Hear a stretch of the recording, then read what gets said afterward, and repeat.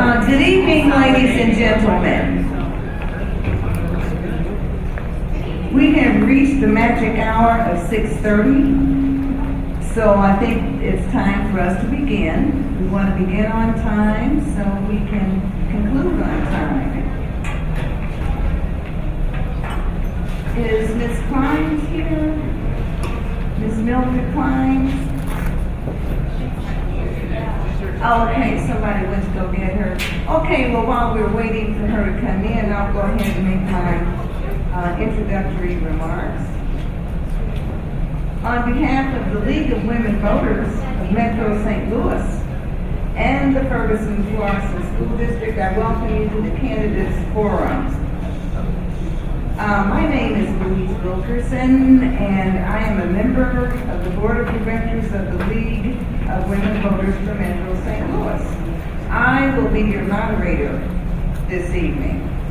I want to thank the candidates for participating.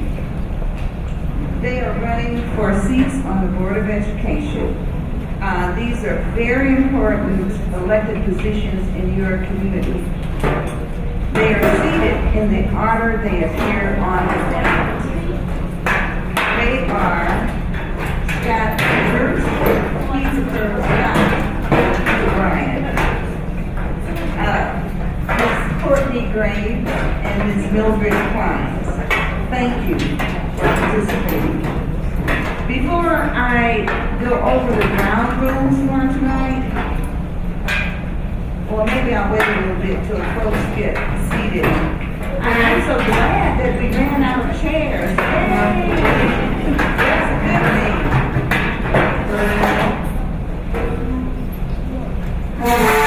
So we'll wait till folks kind of get settled in the chairs there.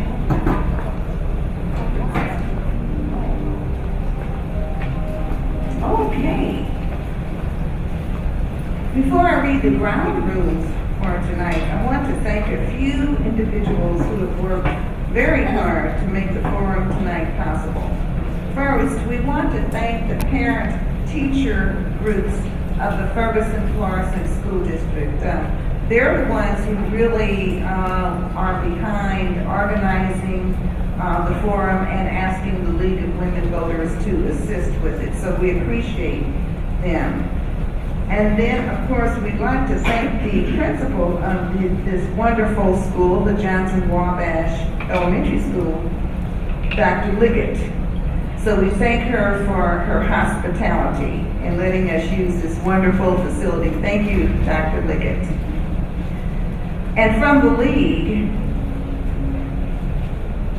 we have assisting tonight Barbara Harris, Mary Carr, Diane Caston, Ann Sappington, and Catherine Stinger. And I think I saw Sue Williams come in.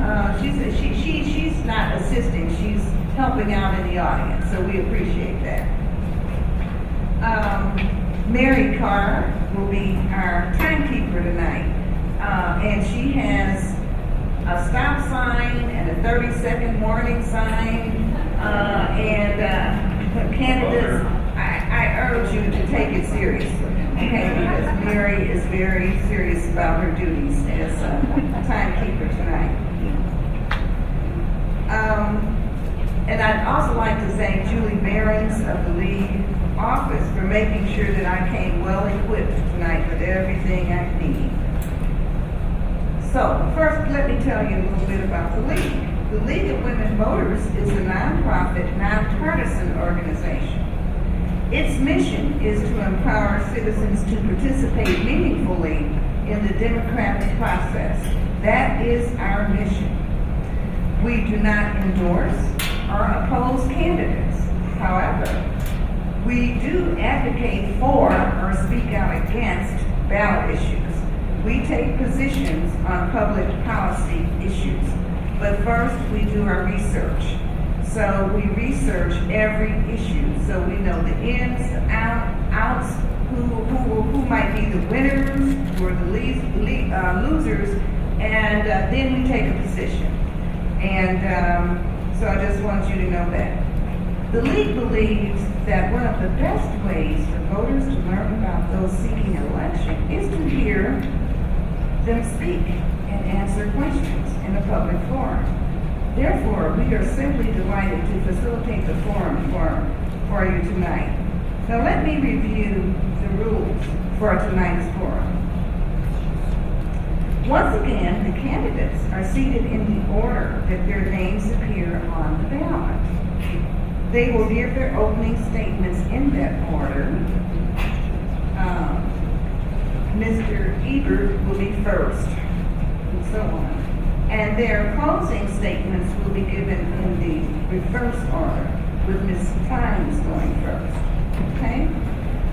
The candidates will have 2 minutes each for an opening statement. They will have 1 minute each to answer the questions. And each candidate has the right to speak to all questions, including those posed specifically to another candidate.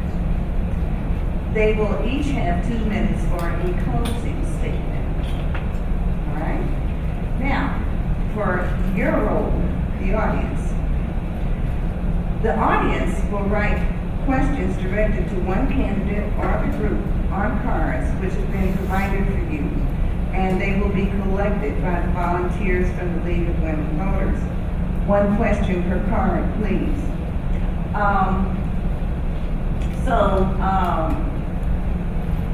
The volunteers from the League will go through the questions and they'll try to group those that are similar together.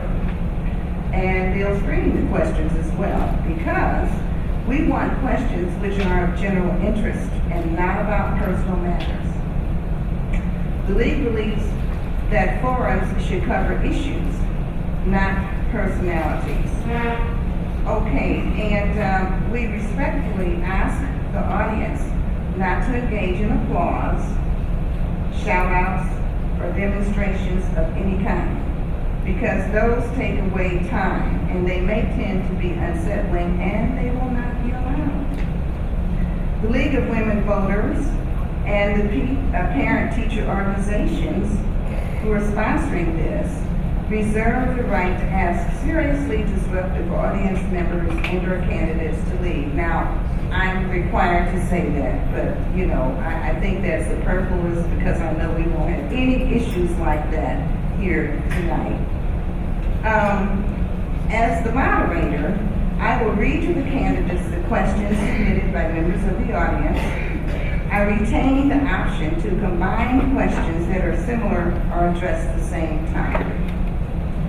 I will ensure that each candidate has an equal opportunity to answer the questions. Audio or videotape recordings may be made of this forum. There's no problem with that. The League determines which questions will be asked, and as I said, I will make a good faith effort to cover areas of interest expressed by the audience. The League provides a service to all of you to encourage citizen participation in government. We want to help you become better informed about the candidates and also their priorities and what they stand for. Okay, so are there any questions before we proceed? All right, thank you. So with that, we'll start with our opening statements. Mr. Scott Ebert will go first. So I want to thank the League of Women Voters and Johnson Walbach and their PTO for putting this on.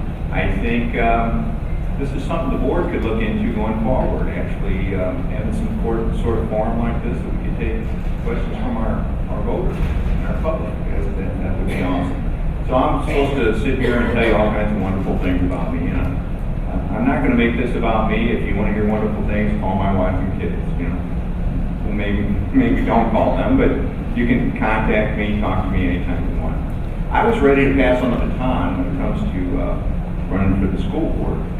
I've done 6 years, and then my dear friend and fellow board member, Connie Harge, called me, pointing out all the wonderful things that we were doing, and and going forward with things, and said, you know, I wish you'd rethink it. And I still kind of was up in the air. I went home to my wife, my kids, and my wife Susan said, go back to the roots, where it started. And where it started was, people know me or don't, I work for AT&T and I fix things for a living. And I have a son, special needs son, and I couldn't fix him. If I told me Ferguson Florissant School District could. And so I came here with my son. And this group of teachers came up to me and said, we can fix your son. We can help. And later they came up to me and said, hey, you know, we would like something from you. Could you run for the school board? And that's where it all started. And I guess I thought about that and thought, you know, the mission continues. So thank you. Thank you, Ms. Graves. Good evening. Today, I want to share with you my why. When you know your why, then you know your what has more impact because you're working towards your purpose. When you know your life's purpose, it becomes easier to focus on what matters the most in your life. I have two brilliant sons who attend McClure North. It matters to me that they and every student in our district attend schools that are safe and they have access to an equitable education. I am a product of this district. Having graduated from Berkeley Senior High School, it matters to me that all students in our school district attend not 90, but 100% of the time, and those schools remain accredited. As a parent of students that attend this school in this district and a graduate of this district, it matters to me that we as board members believe and are confident that our children will receive the best education that this school district has to offer, no matter their identity. I have a doctorate degree in counseling education psychology. It matters to me that we focus on discipline in our schools by adopting restorative practices and utilizing the trauma lens when working with our children. As a board member, I have achieved an advanced master's board certification. Professional development is important, and it matters to me that we have and continue to attract quality administrators, teachers, and support staff in our schools. So if safe, equitable, accredited, high-performing schools matter to you, then you know why you should re-elect me, Dr. Courtney Graves, the best candidate to continue to remove barriers for our children and our community. Okay, thank you. Ms. Clines? Thank you. I'd like to say thank you to the Women's League Voters Organization and the Ferguson Florissant School District for providing this space. Also, PTSO, Johnson Wabash, for providing, for sponsoring and providing the refreshments. To the students, the parents, the teachers, the staff, and the community of the Ferguson Florissant School District. I thank you all for coming tonight and for being here to hear us candidates, giving us the opportunity to tell you a little bit about ourselves. I'm a 30-year resident here in Ferguson, the Ferguson Florissant School District. I've lived in the same house for the last 30 years. All my children went through the entire school system, from kindergarten through 12th grade, and they both graduated from McClure High School. I am a past PTA president of Mildred Elementary School. I was an active parent at Ferguson Middle School and McClure High School. I'm active in the community. I serve on the Ferguson Neighborhood Policing Steering Committee. I am a past member of the Ferguson Neighborhood Improvement Program. I'm a past member of the Civilian Review Board Task Force in Ferguson. I'm a part of the Ferguson Collaborative, and I'm also a member of the Neighborhood Policing Steering Committee in Ferguson. I'm employed at Ameren. I'm celebrating my 40th year in June, and I'm a part of the Diversity and Inclusion program there. I'm a leader there. What I believe every child deserves a quality education. All students and staff deserve a safe learning and work environment. The district's accreditation should be at its highest standard. I also believe that a top-notch school district raises communities' property values. I believe in a diverse community and a diverse school district. As a school board member, I will work along with the superintendent on improving absenteeism. I will help develop strategic programs. Thank you, I'm Ms. sorry. Clines. I didn't see the 30 seconds, I'm sorry. Okay, so let's move on to our first question, and we'll start with Mr. Ebert. What do you think the district has done well in the last 5 years? And well, this is a two-part question. And what do you think the district has done poorly? And what would you do to change it? Well, in the last 5 years, anybody who's charter of history realizes where our finances were 5 years ago. It was abysmal. And thanks to you, we were able to pass a tax levy in Prop 5, which brought us back in track with a lot of other districts as far as finances. We were headed on a very dangerous slope where the state would take over. So we have done that as far as the finances. And you know, all the other things run on finance. And if you do not have a good, secure reserve, people don't get paid, and kids, students don't get taught. Thank you. Thank you. Ms. Graves, Dr. Graves, the same question. So I would say in the last 5 years, I can speak to as a parent and just thinking about the quality of the education that my sons have received. Focusing on reading has been a big issue, or has been a big push this year, especially with the Billion Word Challenge. I would say, as a board member, in these last 3 years, the STEAM school, it started from a proposition I went, Scott and I were running, and then now we have a whole STEAM school. What would I do to continue to improve things is to make sure that all of our students receive an equitable education, and that resources are basically throughout the whole district. Thank you. Ms. Clines? Okay, in the last 5 years, I haven't been really that involved in what the school district has done in the last 5 years, but what I will say as a community leader is that as I drive through the community and I notice on the schools more teeth, they're really concentrating on reading.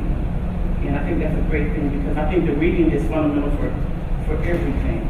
So I see them doing that. The one problem that I have is the absenteeism. Our students are not coming to school like they ought to. And I believe that there's no way you can learn and get all the material if you're not in school. So I'm one of the ones that's going to be pushing for the 90% of the children attending school at least 90% of the time. That's like the very minimum. 90% of the children in our district will attend our schools at least 90% of the time. All right, thank you.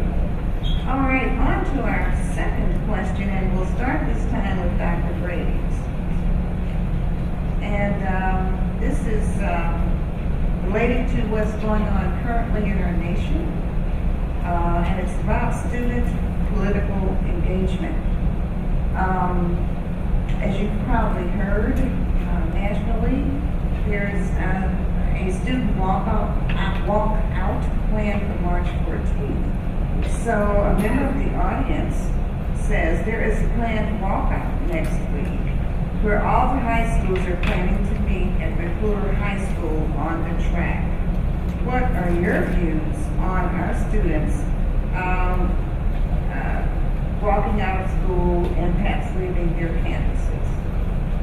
I believe, especially since it's a national thing and that everyone across this nation is doing it, I am for it. I believe that it's a great teaching opportunity, and I believe that just the power of doing something, and as little as just standing up for safe schools, is doing something.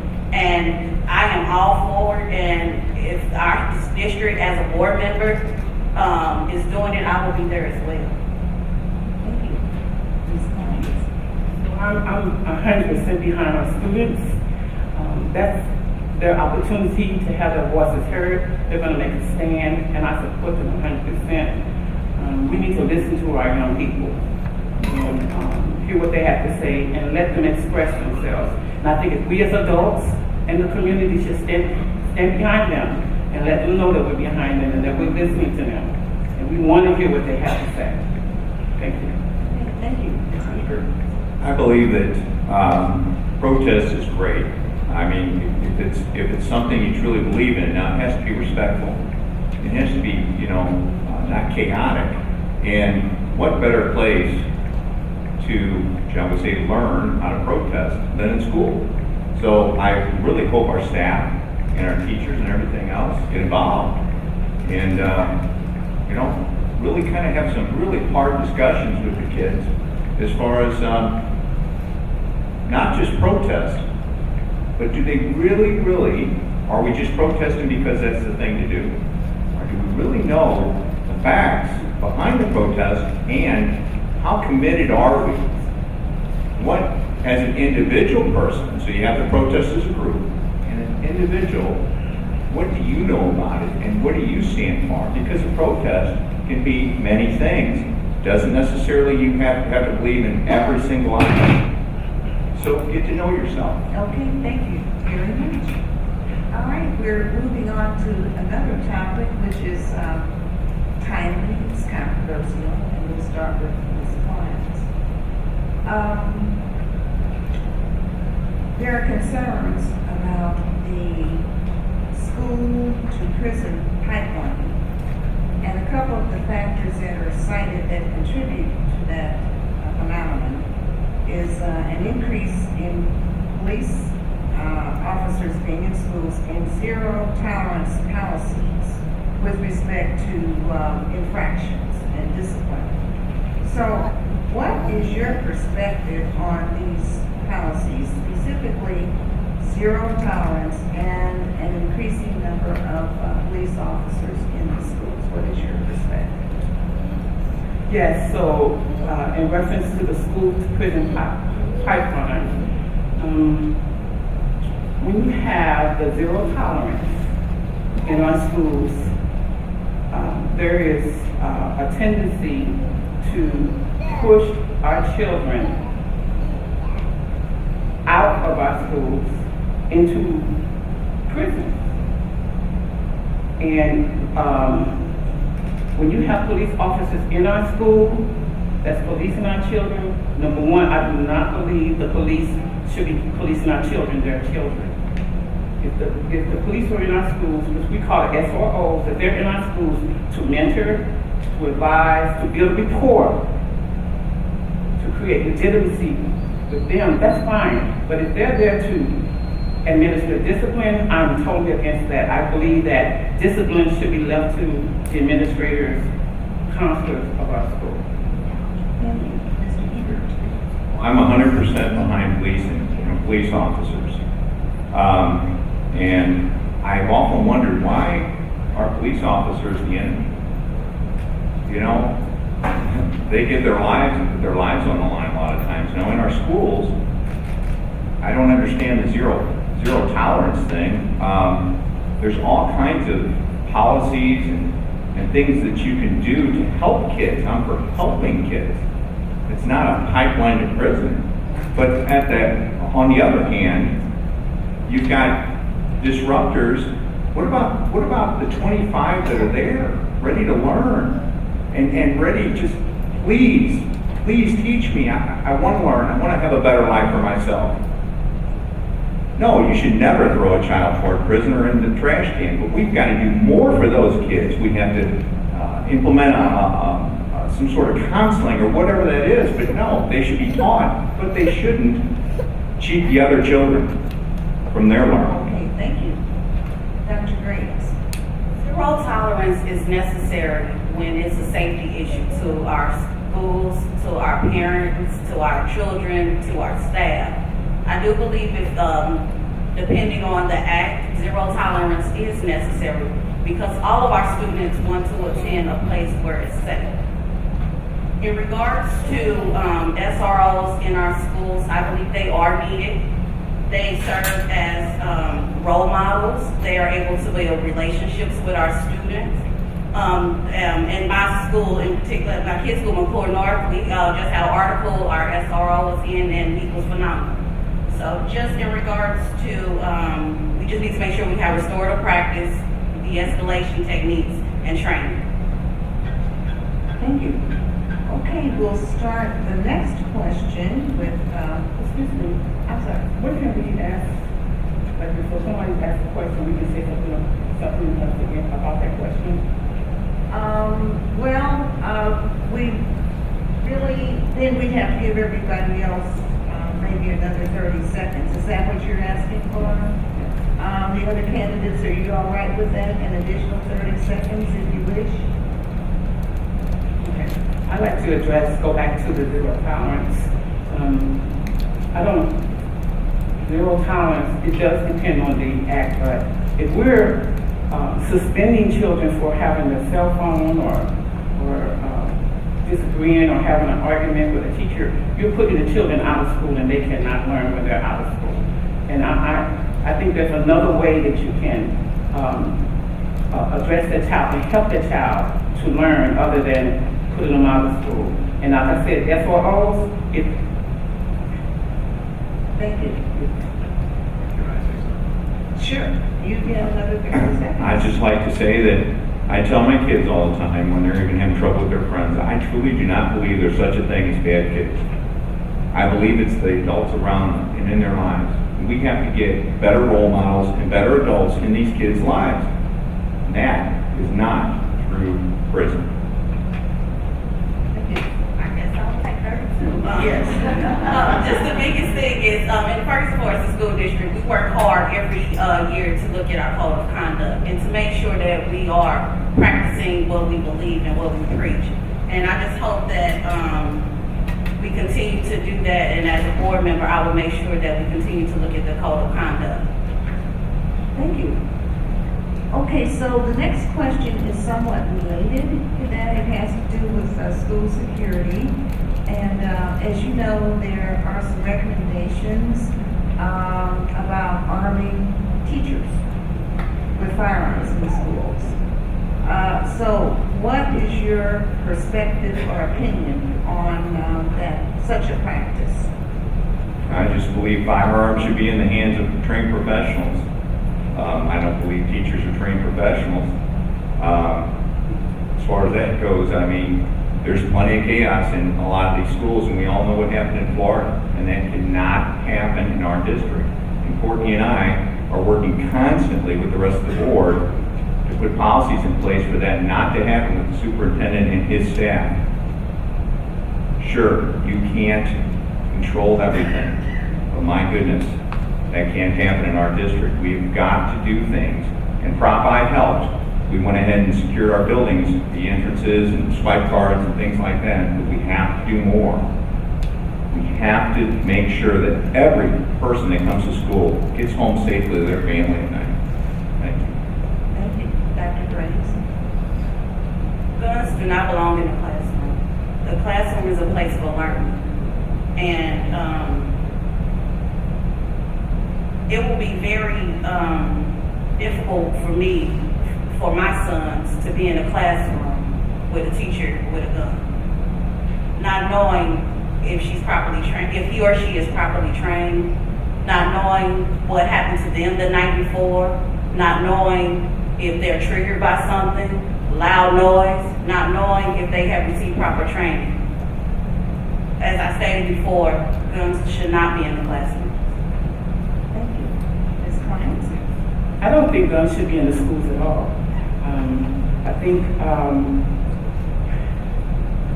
studies show that when you have these teachers that are armed, or they're talking about arming teachers, our young people, especially our black young men, are killed at a disproportionate amount than other students and other people are. So, and the police are killing our children, and all they have to say is, "I fear for my life." So, no, I don't think teachers should be armed. I don't even think guns should be in the school. I think our children, we need to address the situation so that never happens. We need to provide more counseling, provide more resources, what's going on with the students, talk with the parents. There are a lot of other things that we can do to secure our schools other than bringing guns to our schools. Thank you. Okay, so let's switch a little bit. and we'll start with Dr. Graves. What is the first issue you will address if you're re-elected to the board? The first issue that I would address is our equity resolution. We have it sitting on the shelf right now, and we really need to make sure that all of our schools are receiving the same financial resources, and that we continue to have access to the same things across our district. So I would like to see that we really do an evaluation on each of our schools and making sure that everyone have the same access and resources. Thank you. Ms. Clines? So I'm gonna work on, like my number one thing is addressing absenteeism, because I believe that it's no way that a kid can be the best that they can be if they're not in that classroom doing, receiving the material. So even if a student is, have an issue where they have to be requested to leave the classroom, some kind of way we still need to get that learning to them. That is like one of the main things is addressing absenteeism. Did you guys want one? Okay. Thank you. So we sort of addressed a lot of issues with the STEAM school on one end of the spectrum. What about all the other spectrums? And what I say is we have got to change the climate in a lot of our schools. And I go back, harken back to those kids who were begging us to educate them. We've got to get disruptions in these schools down now. You can use discipline, you can use whatever words we want to use.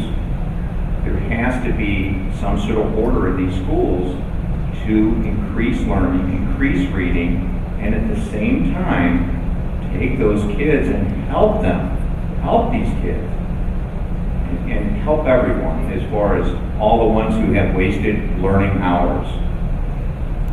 Thank you. For the next question, we'll start with Ms. Clines. What would you do to increase parental involvement in the schools Yes. as a board member? Yes. I would definitely create a network of parents and call them in and have a conversation with them. And I would express to them that we are a team. We're all on the same team for your children. So I would actually reach out to the parents and say, how can we help you help your child be successful?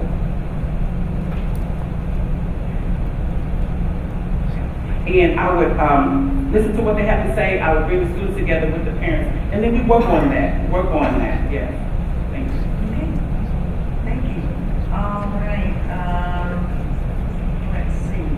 Mr. Ebert. We've set up a good parent advisory group, but that's just a start.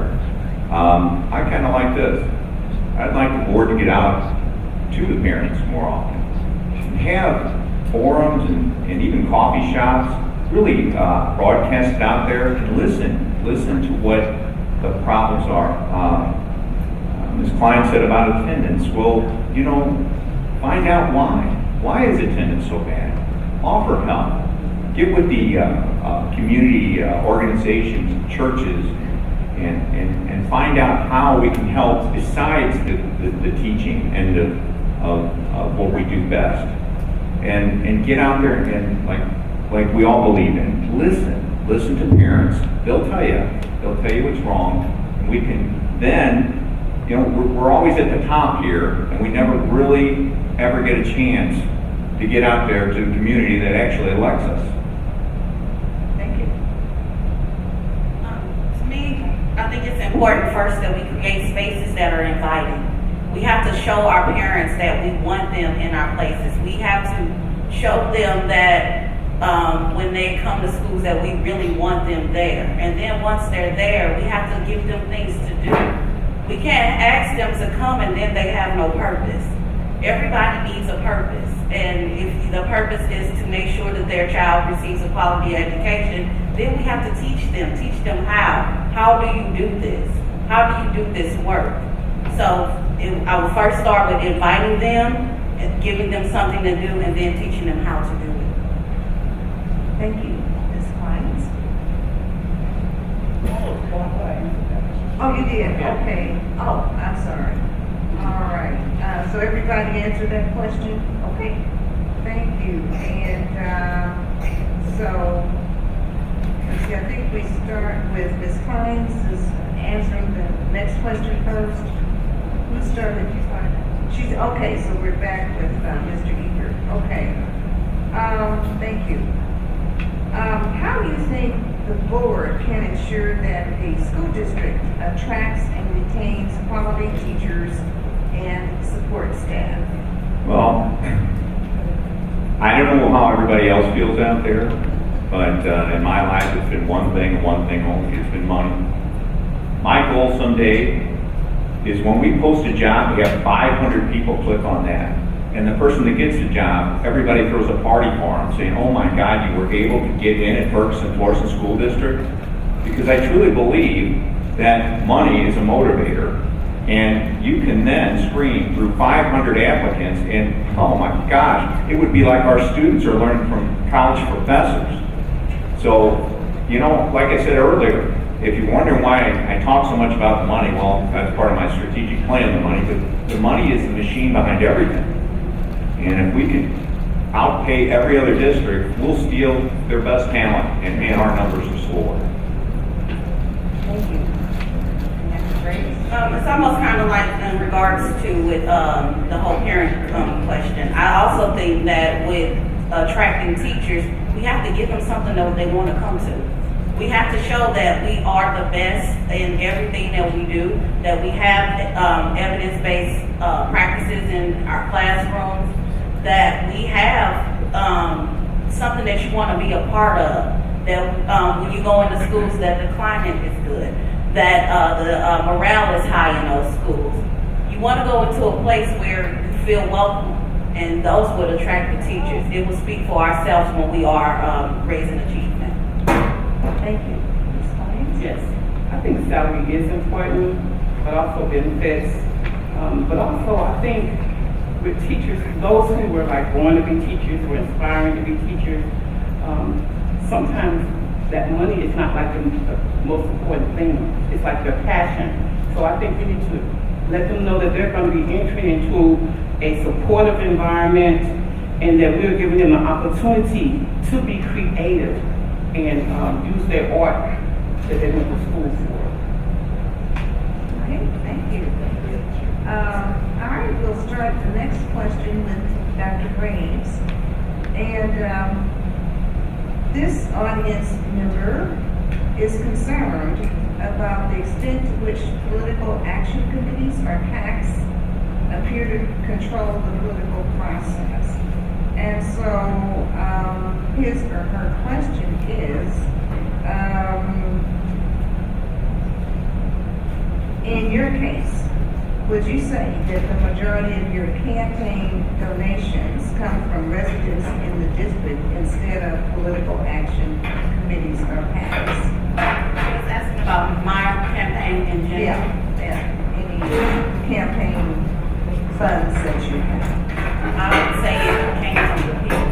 It was a event that occurred where we were celebrating the contributions of so many influential people that had influence on my education, and the money that was raised were from the people. Okay, all right, thank you. Ms. Clines? Yes. So the Political Action Committee, those funds came from an event that was held where we invited so many people in the community to come. So it was a fundraiser, and all the people that attended were from our community. And from that fundraiser, there's funds remaining. So yes, it came, I agree also, it came from the people. Okay, thank you.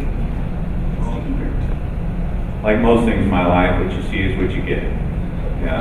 Started out 7 years ago with myself and my wife. I've just been asking basically community to join me, little at a time, no PAC, nobody to answer to. Unfortunately, the way I feel about PACs is everybody has an agenda. So when you have a political organization behind you, let's face it, we all know, Democrat, Republican, they're not giving you money if they don't want something back. So, you know, I just kind of go door to door, have little fundraisers, and my wife and I raise money. There were times I had chances to align myself with people in PACs, but I'm 100% against it at the school board level for sure. Because like I said, nobody, including myself, give money to people without strings attached. Okay, thank you. All right, so we'll start the next question with Ms. Clines. Excuse me. And the question is, should Board of Education members with school-aged children be required to have their children enrolled in district schools to ensure that their decisions reflect what they would want for their own children?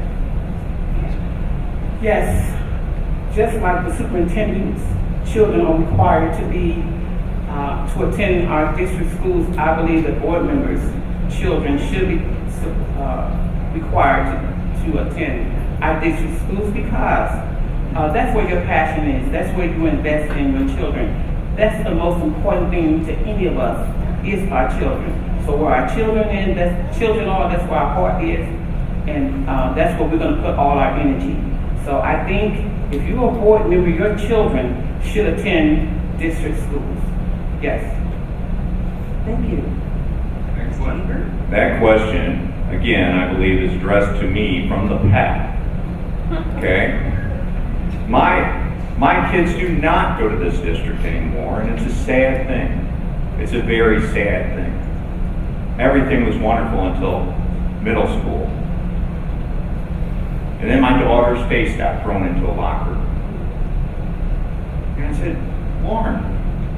She said, Dad, don't worry, because the girl, well, I was just collateral damage. The girl who hit me, well, she got her hair pulled down and blood was all over the hall. And you know, I'm not even going to ignore the clock on this one because these are my kids.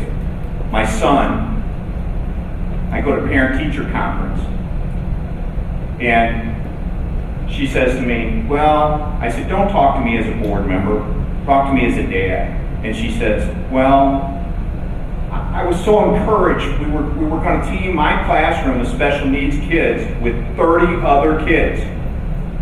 And special school district was going to push in. And it worked for 1 week. And then special school district pulled them out. Okay. And she begged me. She said, get your son out of here and get him some help. Okay. So you know what? I'm ashamed of it. Okay, Mr. Ebert. I'm sorry, but you know, I'm a dad first, and if you want to throw my kids into this mix, I'm sorry. All right. Dr. Graves? I'm a firm believer that family comes first. You do what's best for your child. However, I believe that you lose the right to dictate and enforce policies that are best for my child. Come on, girl. Since you chose not to do what is best for your child. All right. I'm a therapist by trade, and many times in my field of work with clients who battle addictions, sometimes I'm not the best person for them because I have not walked in their shoes. And what I tend to do is refer. And so,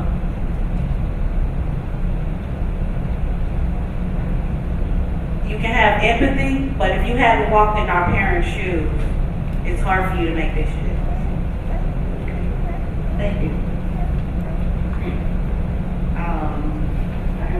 You answered it. Okay. So we'll start again with Mr. Ebert.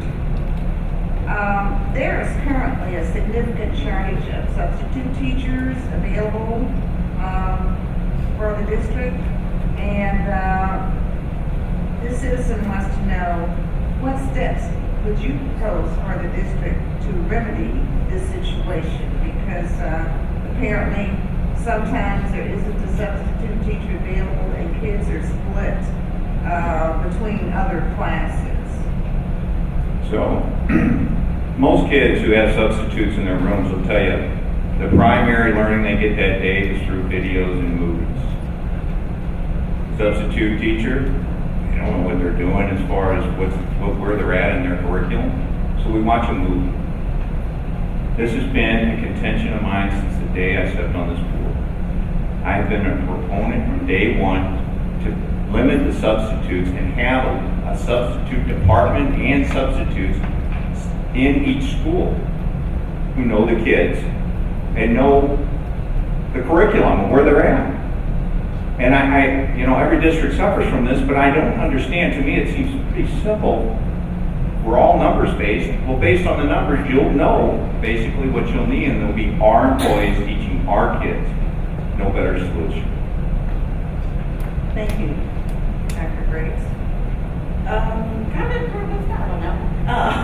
But in addition to it, though, in our district, we practice with teachers like grow your own. And I think that's what we need to do with substitutes as well. That we should be able to create a space where we train individuals to be our substitute teachers, so that then they will want to come back and work with us in our district.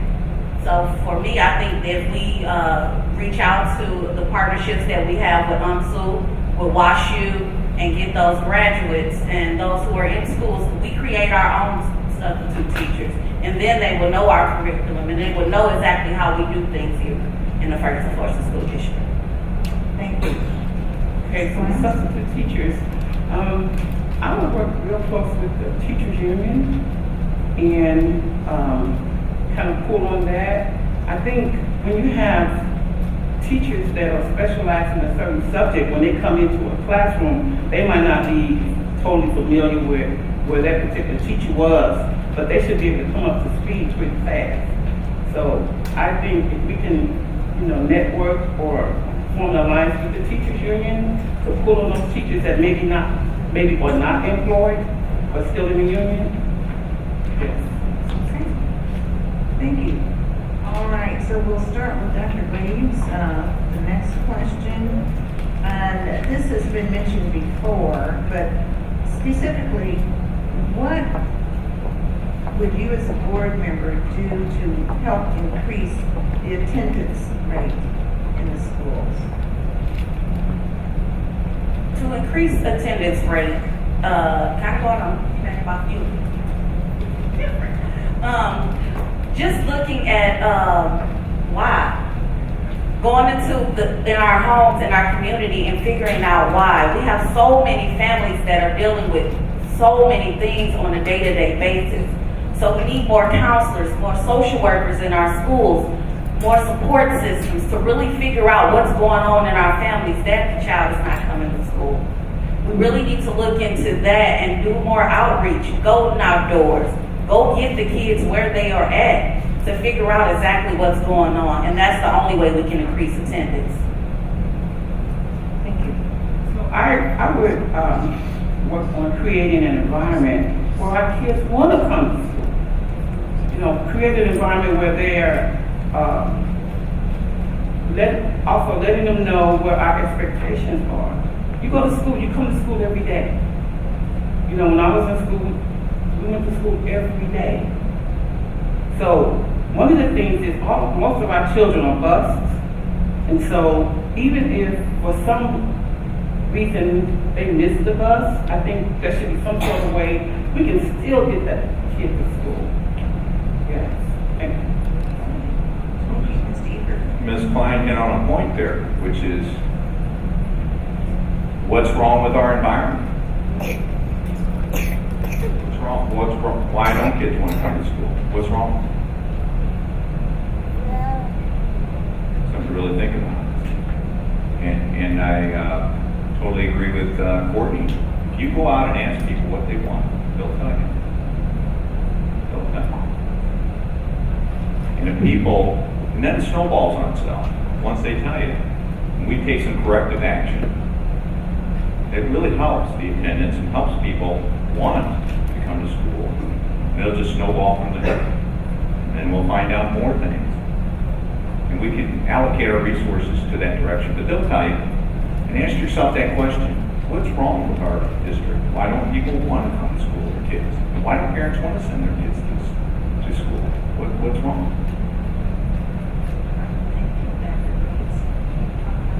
Oh, you started that one? Okay, all right. And, so everybody's answered that, right? Okay. So then Ms. Clines, the question is, have class sizes decreased with the passage of the tax increase, school tax increase? I don't know that answer. I don't know if the class sizes have decreased, but I know with smaller classrooms, you get better results with students. If you have a classroom that has too many kids in it, you're going to lose a lot of those students. So I don't know if the class sizes have decreased, but I sure hope so. All right. Okay, Ms. Jeter? It's a real fluid thing that we deal with, again, going back to the staffing and substitutes and things like that.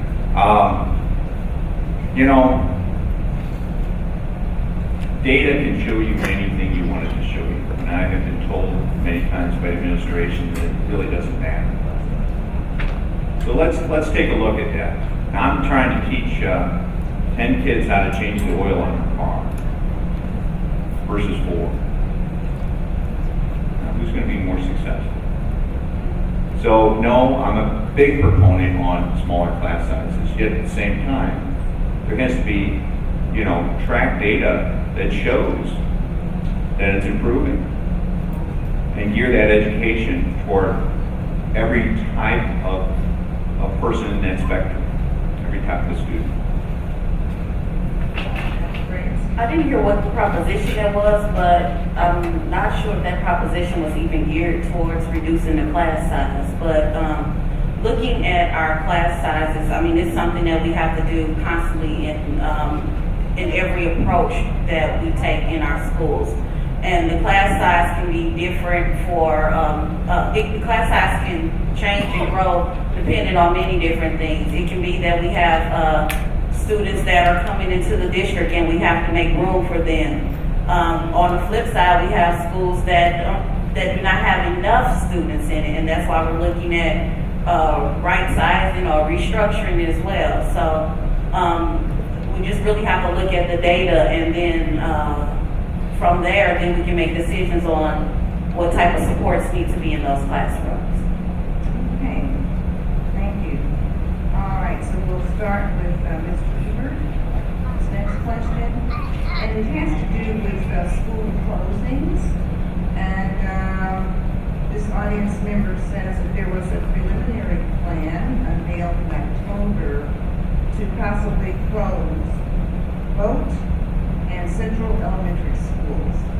And their concern is about closing 2 schools within the same neighborhood, if you will. And they're concerned about whether it's fair and best for the kids. Well, like most things, everything comes back to money.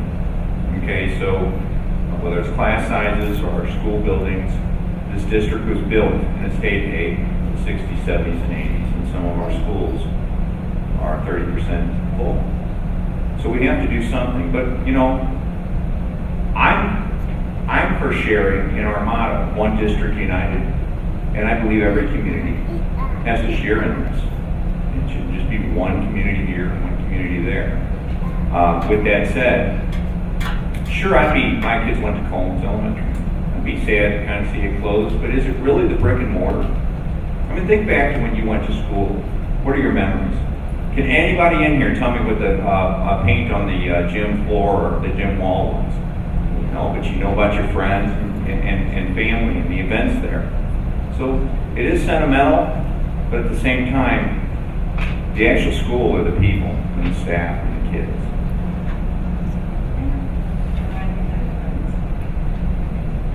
When that meeting was held and we stated what school closures and things that we were looking at, right there, that was a proposal, but it wasn't the final decision. That final decision is going to come from each and every person in this room. There are meetings that are going to be held. There are, we have contracted with companies to come out to look at every individual building that we have in this district to make sure that we are using our resources properly. So as Scott said, it is a financial situation. Some of our schools lack the amount of students that can really benefit from the classrooms, I would say. But we are in the process of doing that, but that decision we will not make alone. And that decision will come from you guys. And everybody has a part to play in this. Okay. Ms. Clines? Okay, so, with the schools, and as I hear you say that someone said that some of the schools were like at 30% occupancy. So I realize there's going to be some hard decisions that have to be made. However, when the board gets together to determine which schools, because it's not practical to operate a school with only 30% occupancy. But I think what you also need to look at is how old is that school? You might have a school that's only 30% occupied, but it's in better condition than another school that's like 90% occupied. So I think those kind of things you have to look at to figure out which schools you're going to have to close down, since we don't have the capacity for students like we had back in the 70s, 80s. All right. 30 seconds to comment on that. Okay, so each of the other two candidates can also answer Sure. 30 seconds. Okay? I'd just like to say, folks, this doesn't have to be totally negative and tragic. Our schools have served their purposes and they're worn out. And this generation of children need a modern, state-of-the-art facilities. So whether it's going in and revamping these schools, or possibly new builds, or whatever it could be, like I tell my kids, every negative comes with a positive. So this could actually turn out pretty exciting for our district, and I'm encouraged.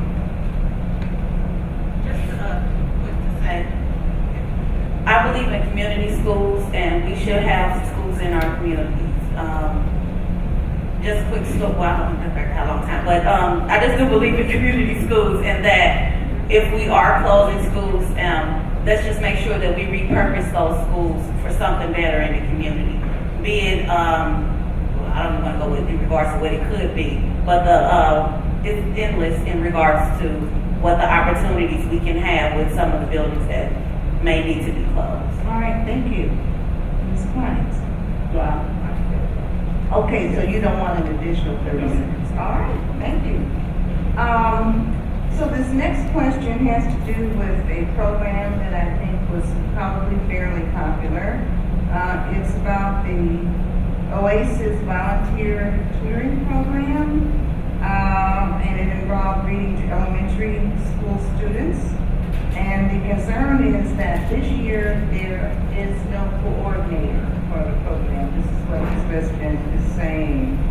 And the question is, would you support the Oasis program and make sure that it has the support and staffing to continue?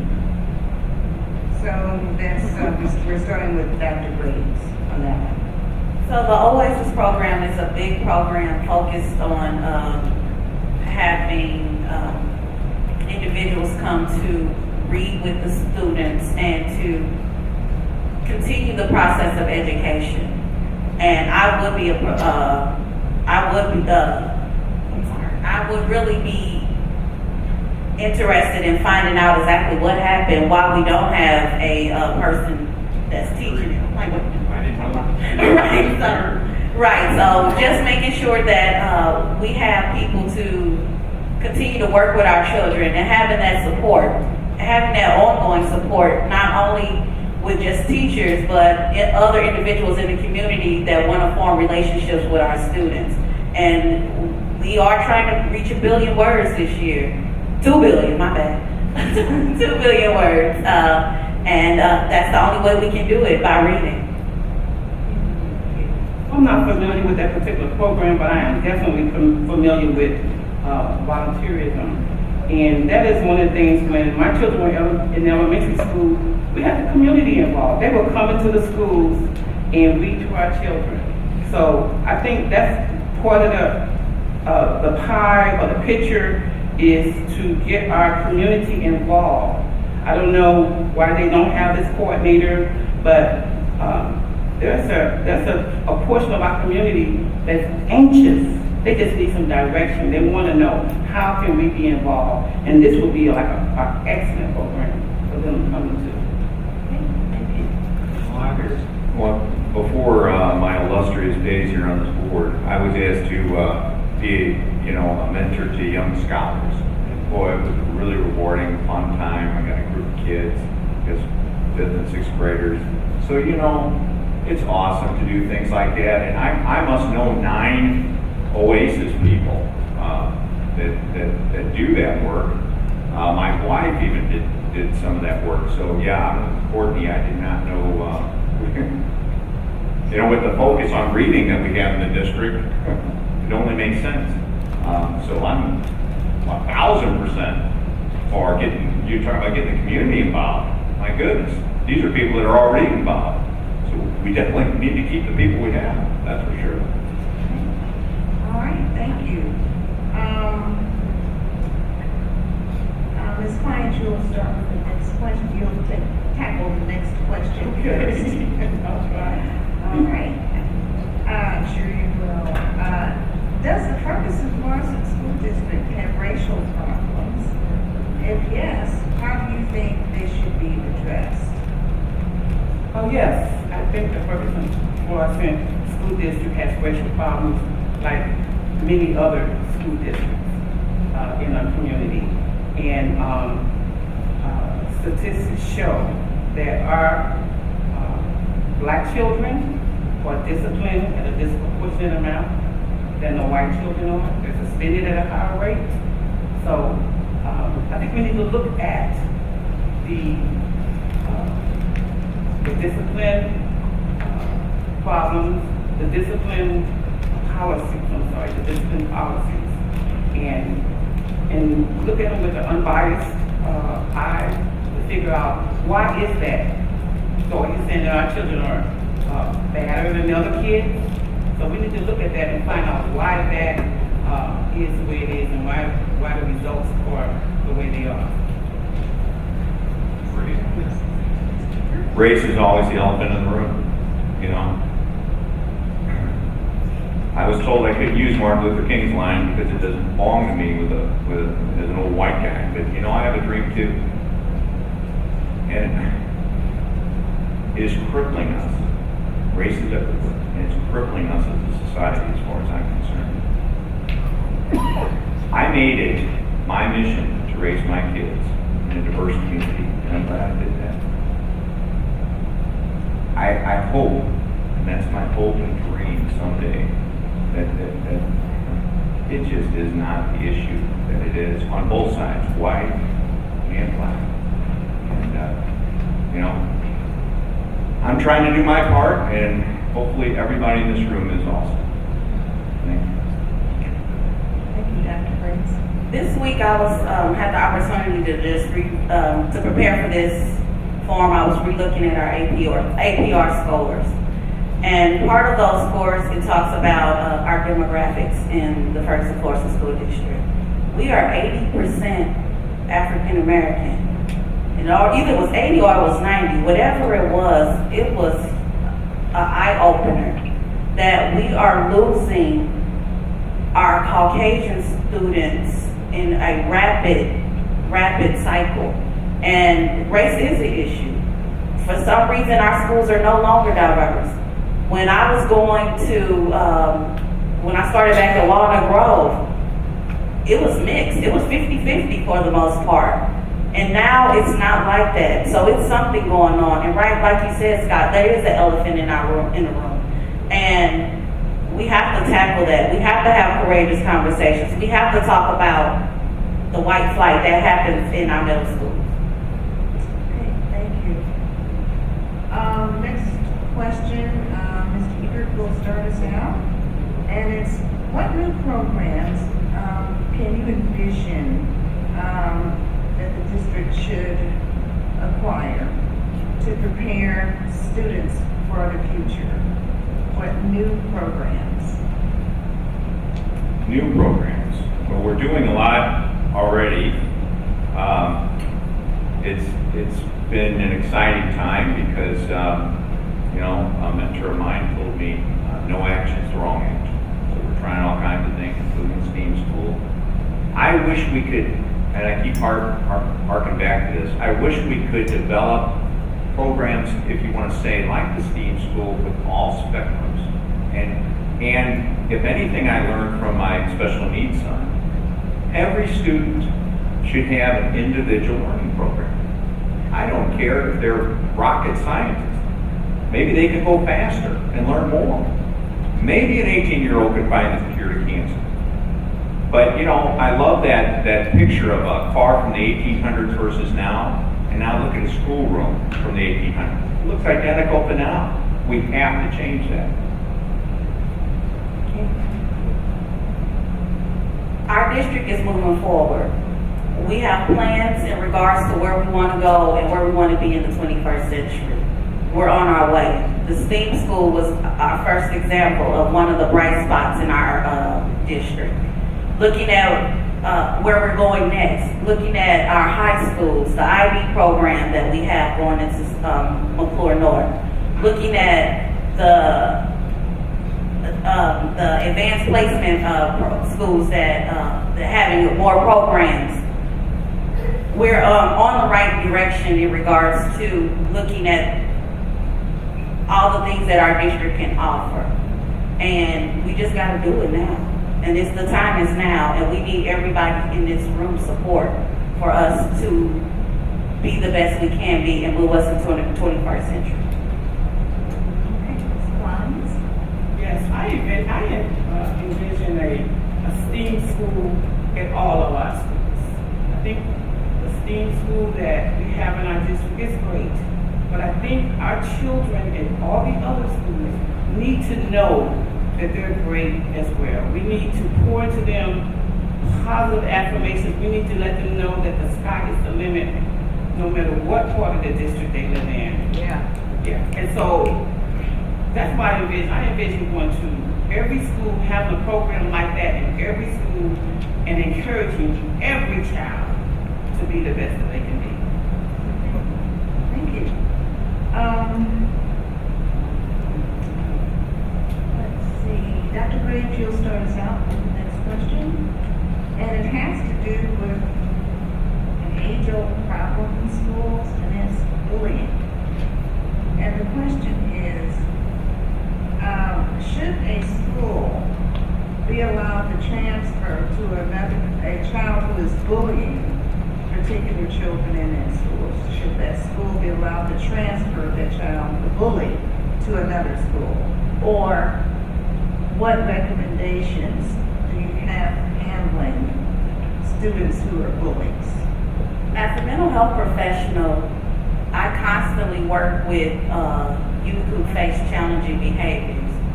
Transferring a problem child to another school is not solving the problem. Sometimes it do take another environment for a little while, but if you're not looking at why this child is choosing this particular behavior, then the bullying is going to continue, and now now he or she will have a new mark. It's important for us to, when a child is bullying, that we look at it early, we do as much prevention as possible, and that we stay consistent. And when we are addressing those behaviors, that the teacher does it the same way, the same time, each time, and that we have training in regards to how to deal with bullying, and making sure that our students know that this is not the place for bullying, that there is no place for bullying. Thank you. Ms. Clines? Would you read that question? Okay, so it's, if there's a child who's a bully in a particular school and is bullying other students, should that school be allowed to transfer to another school? And how would you recommend what would you recommend that the school do to handle bullying? So these are adolescents we're talking about, and the quick answer is no. But what we should do is find out what's going on with that child. We need to provide the resources. We have a lot of resources for certain things, but we need to provide the resources to get with that child and find out what's causing that child's behavior. And so, like what Courtney said, sometimes you might have to pull them to the side or put them to the side temporarily in some other learning environment or counseling so that they can be reintroduced back into the same school that they were in. Because when people bully, it's something going on with them. It is something going on, and we have to get to the bottom of what's going on with the child. We don't throw them away or kick them out or push them to the side or make it somebody else's problem. They're our children. Okay, thank you. Well, I agree. I agree with Courtney, everything she said, and she's definitely the professional in this area. I will say, though, let's look at bullying. Can bullying happen at all? Singular? By itself? There's usually a group. So, I've often wondered if a bullier can get this group. Inherently, are they not a natural leader? To be able to draw other people for their actions. So, again, no kid goes in the trash here. We got to try to convert that kid. Bring him around. And I'll tell you what will happen. You'll get 4, 5, or 6, or 10 more other kids with them. So yeah, bullying will never end totally. But we really have to be proactive instead of reactive. Thank you. Okay, so the other two candidates will get to another 30 seconds, okay? So, with bullying, a lot of times it is an individual that something's going on with them. And so that particular individual, you actually really need to take time out for them to figure out what is going on with them. So you'll have other students who might be around, but that one particular individual, is that the one that you pull to the side and find out what's going on with him? You talk to the parents and you find out how can we help you not to continue that behavior. Yeah, so I don't think it's Okay. Thank you. my time goes so much faster. I think that's because you're really into it. There you go. As the other two candidates, we really appreciate your, passion. Ms. Ebert, Well, just kind of to repeat what I said, yeah, there's something going on in that bullier's life. But I personally have never seen a bully just do it alone. There's always some sort of social reason they're doing that. For stature, something like that. So yeah, we need to get behind what's really going on, but it's more of a group mentality. And you can flip the whole group, I really believe it. okay, thank you. I just want to say parents, school staff, and other adults in the community can help keep kids from bullying, by talking about it, by building a safe school environment and creating a community-wide bullying prevention strategy. So it was going to take the whole community to really stop bullying. All right, thank you. So I think we'll start, we only have a few more questions left, and then we'll kind of wind down. Time has really flown. Great questions. Ms. Clines, I think we'll start with you next. And I'm not sure that this is true, but a member of the audience says why is it that we don't have in-school suspension? So I'm not sure if that's, but we'll, You got it. all right, okay, so, all right, Not everywhere. okay.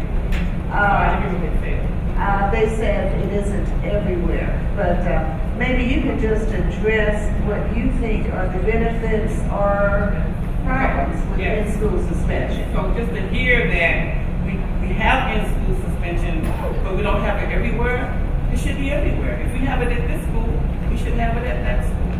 So, in-school suspension helps the child still be in the learning environment. When they're out of school, then they're not learning. So, if they have to be taken out of that classroom, they need to be put somewhere down the hallway in another classroom and still with their materials. Because guess what? Kids, a lot of kids don't want to go to school. So they're like, this is good. I don't have to go to school for the next 2 or 3 days. No, you still have to go to school. You know, you still have to learn. Thank you. Well, Mr. Ebert? you don't learn anything unless you're in the classroom. So, I don't know if I mentioned this tonight, but why don't we have it in all the schools? I'm not a part of the admin team, but I would venture to say it all comes back to one thing: money. You know, it takes resources, money to do that. Unfortunately, I wish you could be in all the schools. In fact, I wish it could be, like I said earlier, tied to all kinds of community and social organizations, so that we could get the help these kids need. And I guess. At our last board meeting, for anyone that attended, we basically addressed this question. We just started a alternate to suspension program where for any student, and this is middle school and high school, but for any student who has been suspended for between 1 and 10 days, they have the opportunity to take advantage of this in-school suspension. Many people know that when a child is being suspended and sent home, they tend to cause more havoc in the community. So this is just one of the forms of restorative practices that our district has started to use. Okay, thank you. All right, we just have a couple more questions to go here, and these questions do have to do with resources. They're somewhat related. One is, and let's see, I think we start with Mr. Ebert with this one, because we started with Ms. Clines. Yeah, okay. How willing are you to work with nonprofit community organizations for services?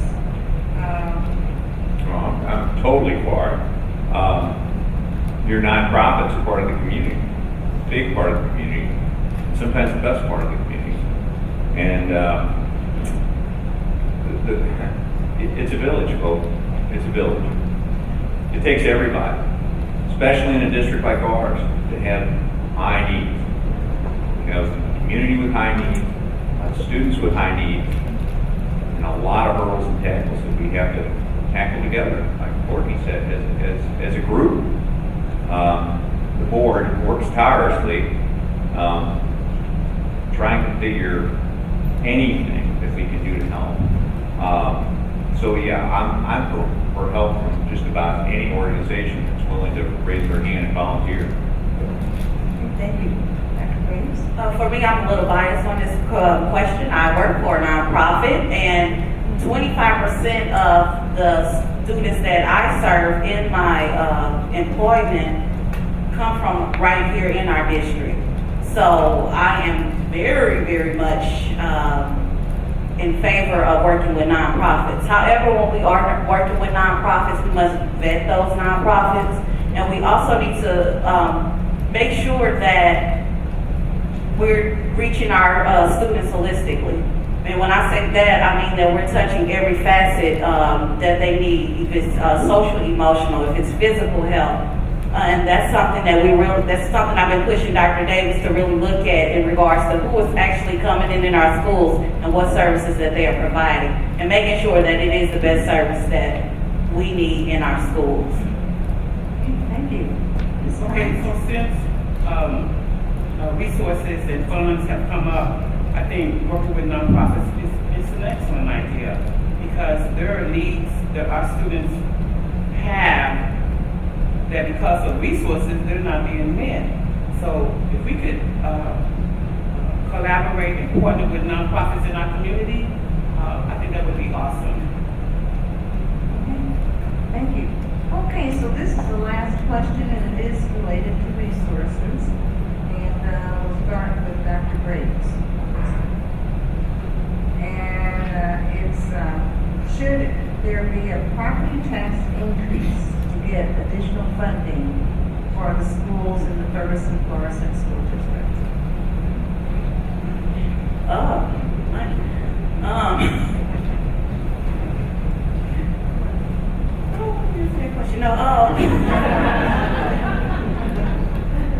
gonna say yes, because we need it.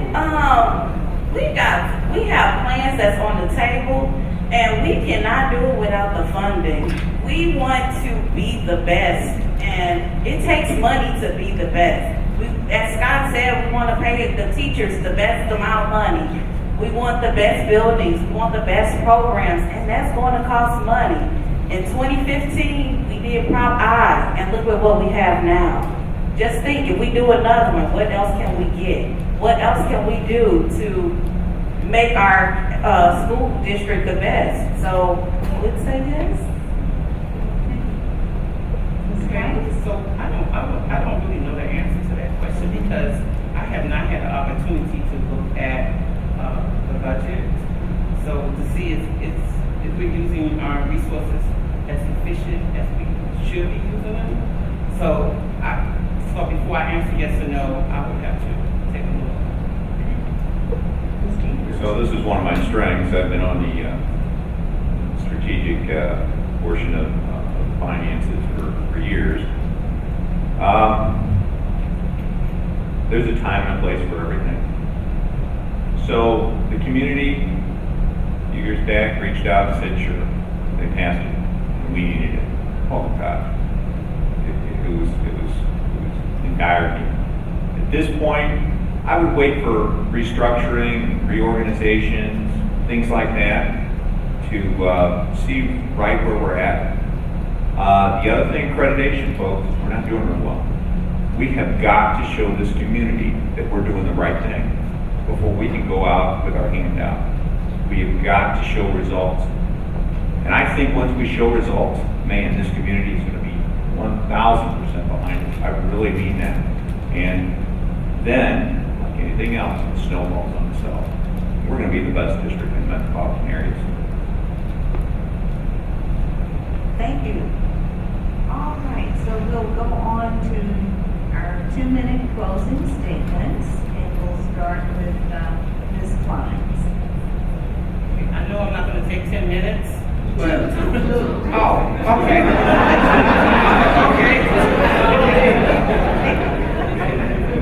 Okay, I can do 2 minutes. So, I really want to be on this board because I really feel that I can affect change. I see our children, these are our future. And children are our future, and I believe that a better school makes for a better community. And I believe these are our babies that we're raising up. We're going to turn this over to them one day. And I just want to pour into them a mindset that you're great, you can accomplish anything, we believe in you, we want you to be the best that you can be, we want to support you, the sky is the limit. And all those positive affirmations I want to pour to our students. And our parents, I want our parents to know that we support them in bringing out the best children that we can turn out in our district. When I first moved into this district, that's why I was looking for a good school. And Ferguson Florissant fit that bill. And I want that to be, today, I want that to be for our students. My children received an excellent education. I believe in public schools. And I believe that if we work hard enough, we can make Ferguson Florissant what we all want it to be. I'm not gonna run away from it. I'm gonna stay in here and fight. And, I'm sorry, did my time go? Okay, and I'm gonna stay in there and fight for our students. And I want to support the teachers, and I want to support the superintendent to let them know that we are 100% behind you. Whatever you need us to do, we're going to try our best to get it done. Yes. Okay, all right. Thank you. Okay, Dr. Graves? This morning, I had the opportunity to go to our STEAM school. We created that STEAM school in 3 years after we received financials.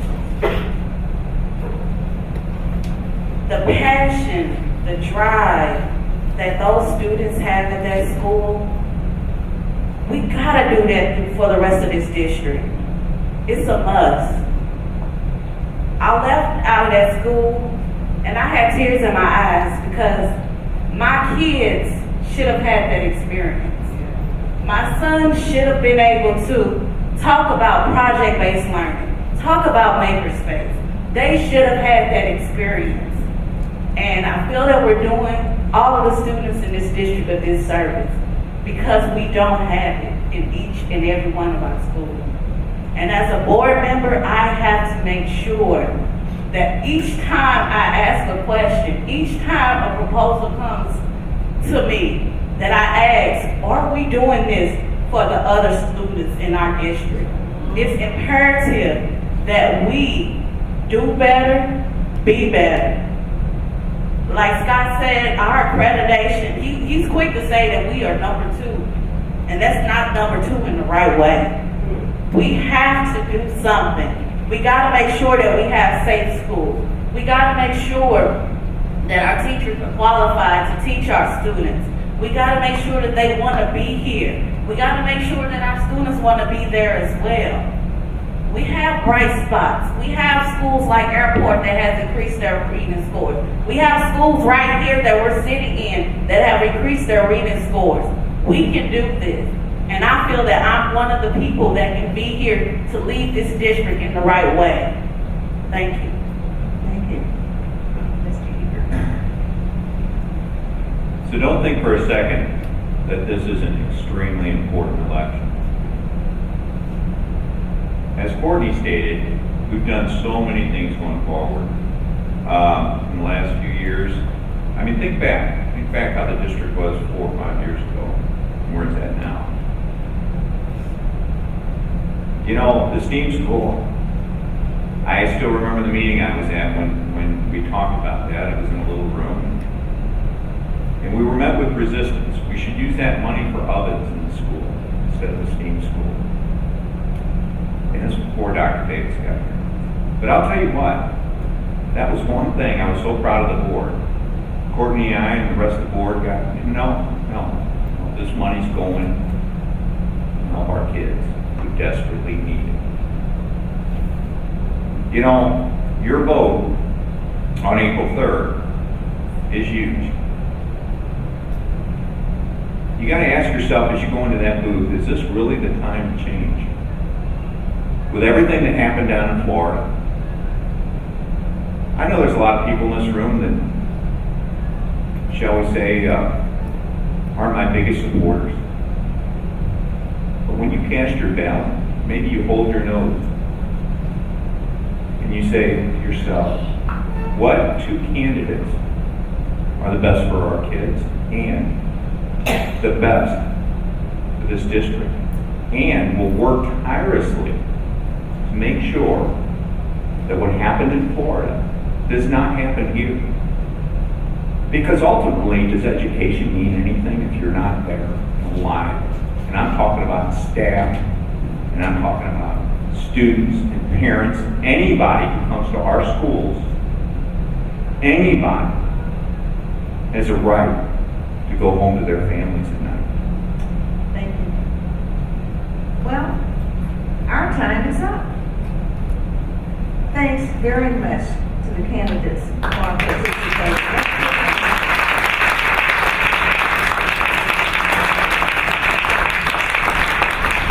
Job well done. Thanks to all of you for making this a successful event. You know, when I first got here, I said, wow. Because there appeared to be just a few people here, but my goodness, you really came out, and that's wonderful. If you found tonight's forum to be useful and helpful, think about joining us by becoming a member of the League of Women Voters of Metro St. Louis. Visit our website, and there's a quick and easy way to join online. We can use all the help we can get to accomplish our mission. You'll find out more information, useful information on the table back there. And we want you to be sure you pick up one of the cards. Oh yes, Catherine and Barbara is reminding me. Just in case you're not registered to vote or you moved since you last registered and you didn't update your address, we have voter registration forms here. We can take care of it right now. Please be sure that you look online for our voter's guide. How many of you are familiar with the voter's guide? Okay. It will be online March 15th. And you go to vote 411. You know, 411 is for information, so vote 411. Now then, the hard copies of the voter's guide will be produced and delivered out into the communities on March 23rd. Okay. Now, if you have questions about where your polling place is, be sure to call the St. Louis County Board of Elections at 615-1800. Most of all, don't forget to vote on April 3rd. Democracy is not a spectator sport. It works best when citizens participate. And be sure you tell your family and friends to be sure to vote on April 3rd. Have a wonderful evening. It's been a real pleasure to work with you this evening. You're welcome.